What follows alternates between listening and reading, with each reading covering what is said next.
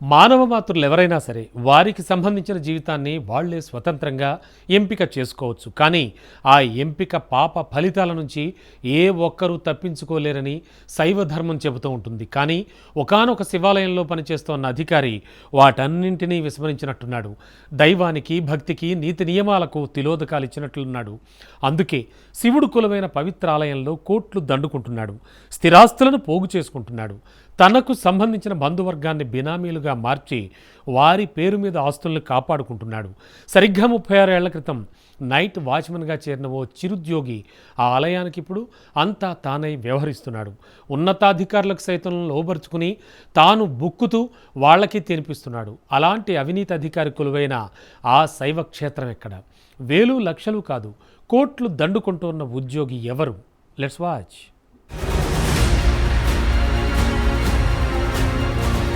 అగస్త్య మహాముని పరమనిష్టతో ప్రతిష్ఠించిన దివ్యలింగాల్లో ప్రొద్దుటూరు శివలింగం ప్రఖ్యాతమైనది. 8వ శతాబ్ద కాలం నాటిదిగా పురాణాల్లో చెప్పుకోబడ్డ ఈ శైవక్షేత్రం ఆ తర్వాత విజయనగర సామ్రాజ్య రాచరికంలో అందమైన ఆలయంగా నిర్మించబడింది.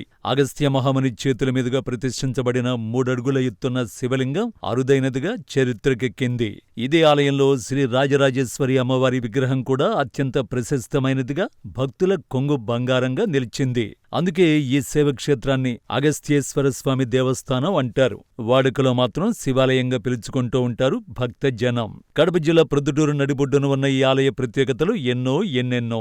సరస్వతీపుత్రులైన పుట్టపర్తి నారాయణాచార్యుల వారు ఇదే ఆలయంలో శివతాండవం వంటి గేయ కావ్యాన్ని రచించారు. ప్రతిరోజు ఆలయంలో 108 ప్రదక్షిణలు చేస్తూ స్వామివారి అనుగ్రహంతో 108 రోజుల్లో ఈ కావ్యరచన పూర్తి చేశారు. అలాంటి దివ్యక్షేత్రంలో అవినీతి తారస్థాయికి చేరిందంటే అతిశయోక్తి కాదేమో.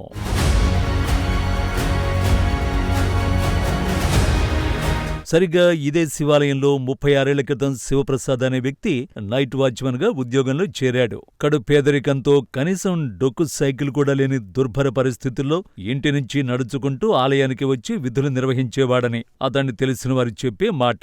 అలాంటి శివప్రసాద్ అంచెలంచెలుగా ఎదిగి ప్రస్తుతం జూనియర్ అసిస్టెంట్ గా బాధ్యతలు నిర్వర్తిస్తున్నారు. ఈ 36 ఏళ్ల కాలంలో ఈ ఉద్యోగికి 2 సార్లు ట్రాన్స్ఫర్ వస్తే ఆయన ఈ ఆలయాన్ని వదిలిపెట్టింది లేదు. ఎందుకంటే ఆయన గారి సామర్థ్యం పై స్థాయిలో ఎంతుందో అర్థం చేసుకోవచ్చు. ఈ మధ్య కాలంలోనే సదరు శివప్రసాద్ కు పులివెందుల ట్రాన్స్ఫర్ వచ్చింది.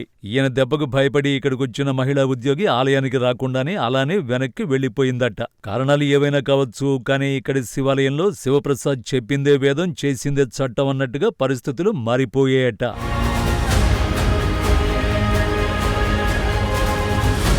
ప్రొద్దుటూరులోని శివాలయానికి కార్యనిర్వాహక అధికారులు లేరా అంటే ఖచ్చితంగా ఉన్నారు.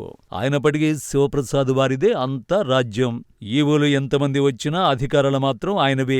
అన్ని అధికారాలు శివప్రసాద్ చేతుల్లోనే ఉంటాయి కాబట్టి సదరు ఈవోలు వచ్చినా రాకున్నా ఒకటేనన్న అభిప్రాయం ఇక్కడి ఉద్యోగుల్లో ఉంటుందట. అలాగే ఆలయ చైర్మన్లు సైతం ఈ ఉద్యోగికి లోబడి పనిచేస్తున్నారనే విమర్శలు దండిగా వినవస్తున్నాయి. ఇక ఈయన చేసే అవినీతి కార్యకలాపాలు ఏ స్థాయిలో ఎంత మేర ఉంటాయంటే అవి మాటలతో చెబితే అర్థం కాని విషయాలు. ఆలయంలో ఉన్న ముక్కంటికి సైతం అనుమానం రాకుండా అన్నీ చక్కబెట్టేస్తాడట. దండుకున్న సొమ్ములో సింహభాగం తాను తీసుకుని ఈవోకింత, చైర్మన్ కింత అంటూ వాళ్లకు సైతం ఈ అవినీతి మరకల్ని అంటగడతాడట. కాబట్టి ఎవరికి వారు తేలుకుట్టిన దొంగల్లా పట్టనట్టుగా వ్యవహరిస్తుంటారట. వాస్తవానికి శివుని సొమ్ము తినాలనే మాట పక్కన పెడితే స్వామివారి కైంకర్య సంపదను తగలాలన్నా చాలామంది భయపడతారు. కానీ శివప్రసాద్ వారు మాత్రం ఆ భక్తి భావాలకు అలవాటు పడిపోయారు. అవినీతికి కేర్ ఆఫ్ అడ్రస్ గా నిలిచారు. ఏళ్ల తరబడి ఇదే శివాలయంలో పూలు, ఇతర పూజా సామగ్రి, పండుగలు, బ్రహ్మోత్సవాలకు పందిళ్లు, అలంకరణలు చేసే కాంట్రాక్టర్లు ఇద్దరంటే ఇద్దరే. వాళ్లే ఏళ్ల తరబడి ఆలయానికి సమకూరుస్తూ ఉంటారు. బిల్లులు వీళ్ల పేరు మీదే వస్తాయి, కానీ డబ్బు మాత్రం శివప్రసాద్ జేబుల్లోకి వెళ్లిపోతుందట. ఎందుకంటే రూపాయి ఖర్చు 20 రూపాయల బిల్లుగా మార్చి వాళ్లకే శివప్రసాద్ అందిస్తాడట. బిల్లులు వేయడం, బిల్లులు చేయడం అన్నీ శివప్రసాద్ చేతుల్లోనే ఉంటాయి కాబట్టి ఇష్టానుసారంగా అధిక బిల్లులు వేయడం రివాజుగా మారింది ఇక్కడి శివాలయంలో. అంతేకాదు, ఒకనాటి చిరుద్యోగి అయిన శివప్రసాద్ మాట అంటే ఆలయంలోని మిగతా స్టాఫ్ తో పాటు పూజారులకు సైతం హడల్. ఆయన వస్తున్నాడంటే ఎవరికి వారు కుక్కిని పేనుల్లో ఉండిపోతారట. మహిళా ఉద్యోగుల్ని సైతం ఇష్టానుసారంగా దుర్భాషలాడుతుంటారని విమర్శలున్నాయి. ఇలా ఏళ్ల తరబడి తరబడి శివాలయంలో తిష్టవేసిన ఓ చిరుద్యోగి ఇంతింతై ఒటుడింతై అన్న చందంగా మారిపోయి తన ఇష్టానుసారంగా వ్యవహరిస్తూ ఉండడం ఎవరికైనా ఆశ్చర్యం కలిగించే అంశమే.